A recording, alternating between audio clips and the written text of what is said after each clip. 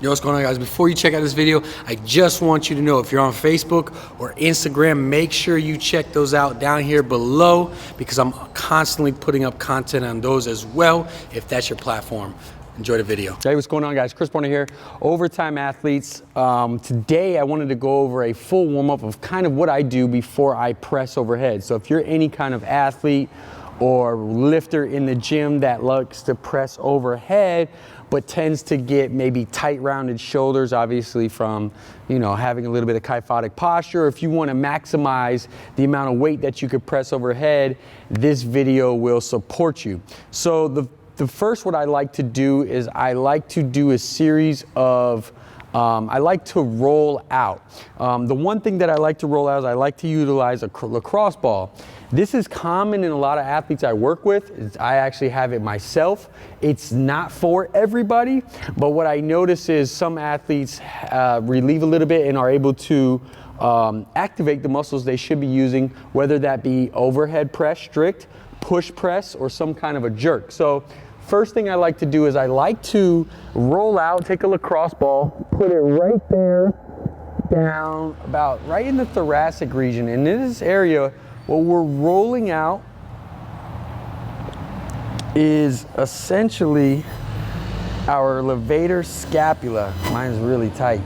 And what that does is it elevates your scapula. So a lot of people who press overhead, especially strict pressing, they like to shrug their shoulders as they're going. And that really inhibits them from pressing overhead. So, and sometimes what will happen is some guys, they'll press overhead really heavy and they'll actually get like, almost like they'll start to pinch or stiffen up in their neck the next day. It's because they utilize this so much. So I like to roll out the levator scapula. The next thing I like to do is a static stretch.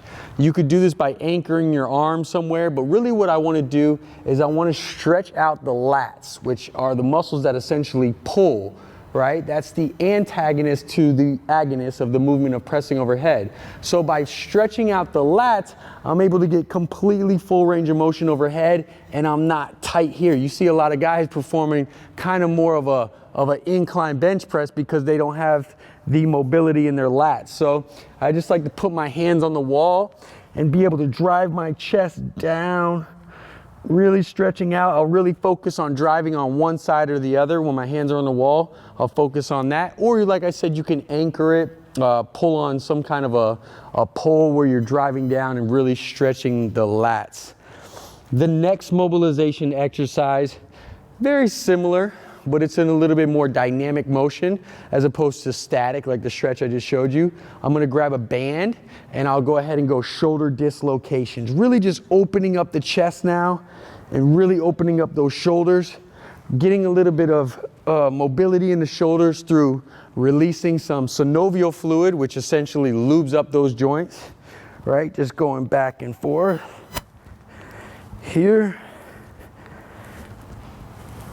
Then I like to do a external rotation just to balance the body out. So I'll go maybe 10 on each side here, do a couple rounds of that. And then last but not least, one other thing I like to do, there's other stretches I obviously implement, but one other thing that I like to do is I like to activate the torso and the glutes. Okay, so I might perform some kind of a plank for the torso just to get that integration, create that stability in the core. And then the last one is in the glutes, I'll perform either some kind of a monster walk, because what guys, people don't understand, obviously if you're push pressing or if you're performing some kind of a jerk, obviously you're using the hips, right? You're utilizing the hips and you're transferring that energy through the stability in your core.